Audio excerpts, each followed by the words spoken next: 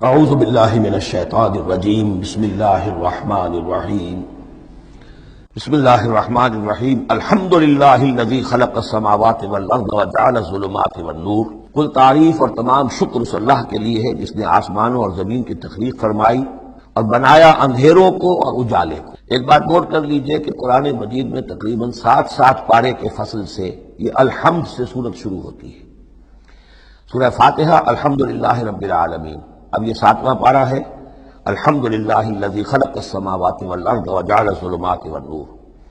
پھر آپ چلیں گے اب 15ویں پارے میں آپ کو ملے گی سورہ کہف، الحمدللہ الذی انزل علی عبدہ الکتاب ولم یجعل لہ عوجا۔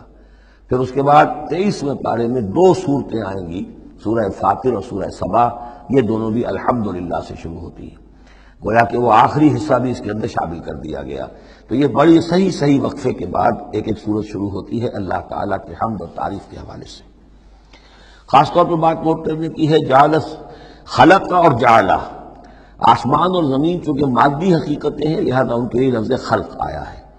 لیکن نور اور اجالا اور اندھیرا جو ہے یہ در حقیقت اس طرح کی نہیں ہے۔ اندھیرا کس کو کہتے ہیں؟ نور کے نہ ہونے کا نام اندھیرا ہے، یہ اس طرح کی کوئی مادی حقیقت نہیں ہے،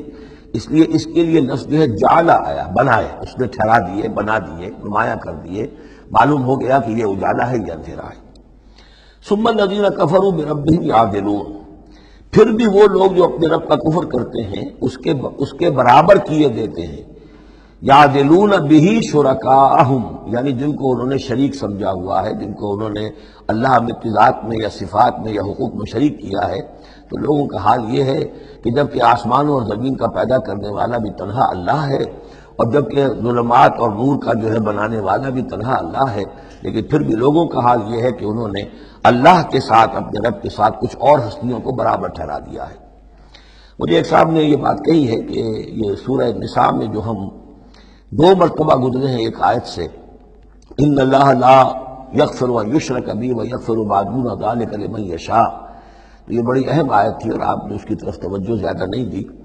یقیناً یہ بڑی اہم آیت ہے، اس میں کوئی شک نہیں کہ اللہ تعالیٰ اسے ہرگز معاف نہیں فرمائے گا کہ اس کے ساتھ شرک کیا جائے۔ البتہ یہ ہے کہ اس سے کم تر جو گناہ ہوں گے جن کو چاہے گا بخش دے گا بغیر توبہ کے، باقی یہ کہ شرک سے بھی انسان تائب ہو جائے تو شرک بھی معاف ہو جائے گا۔ لیکن یہ کہ اس میں ضرورت ہوتی ہے اس بات کی کہ وضاحت کی جائے کہ شرک صرف بت پرستی کا نام نہیں ہے، شرک صرف اس کا نام نہیں کہ وہ مورتی رکھی ہوئی ہے اسے آپ نے سجدہ کیا ہو۔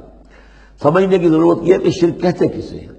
تو اگرچہ میرا اپنا انداز تو یہ ہے کہ چونکہ مدنی صورتوں کے یہ مرکزی مضامین نہیں ہیں، یہ مضامین تو آئیں گے، اصل میں شرک اور توحید کی حقیقت کھلے گی آگے چل کر مکی صورتوں میں، خاص طور پر حوامیم میں جا کر یہ بات اور کھلے گی۔ توحید عملی کسے کہتے ہیں، توحید نظری کیا ہے، سورہ یاسین اور اسی طریقے سے فاطر اور سورہ سبا، پھر سورہ صاد، یہ جو ایک سلسلہ آئے گا وہ ہے اصل میں کہ جس کی مرکزی جو ہے آیت، وہ سورت جو ہے وہ سورہ یاسین ہے۔ یہ 23 صورتیں بنتی ہیں، 11 ادھر 11 ادھر، اور بیچ میں جو ہے وہ سورہ یاسین ہے، وہ ہے کہ جو اصل میں توحید کا مضمون ہے۔ البتہ یہ بات صحیح ہے کہ شرک ایک ایسی شے ہے کہ جس کے بارے میں ہر موقع پر ہی متنبہ کرنا چاہیے، اور اس معاملے میں چونکہ بعض کاموں سے میں فارغ ہو چکا ہوں اس لیے وہ میری توجہ سے ذرا ہٹ بھی جاتے ہیں۔ اللہ کے فضل و کرم سے بڑی پرانی بات ہے کہ 6 گھنٹے کی میں تقریر ریکارڈ کرا چکا حقیقت و اقسام شرک پر، اور جس کو کہ بہت علماء نے بھی پسند کیا، بڑے بڑے جید علماء نے بھی، اس حوالے سے کہ ایک شرک تھا جو آج سے کچھ عرصے پہلے لوگوں نے پہچان لیا یہ شرک ہے، اب ان کے پیروی کرتے ہوئے آج ان کے جو عقیدت مند ہیں اس شرک سے بچ رہے ہیں۔ لیکن شرک یہ بیماری ہے کہ ہر دور میں بھیس بدل کر آتی ہے۔ اس دور کا شرک کیا ہے، اس کو پہچاننا جو ہے اس کے لیے ذرا زیادہ وسعت نگاہ کی ضرورت ہے، زیادہ گہرائی میں سوچنے کی ضرورت ہے۔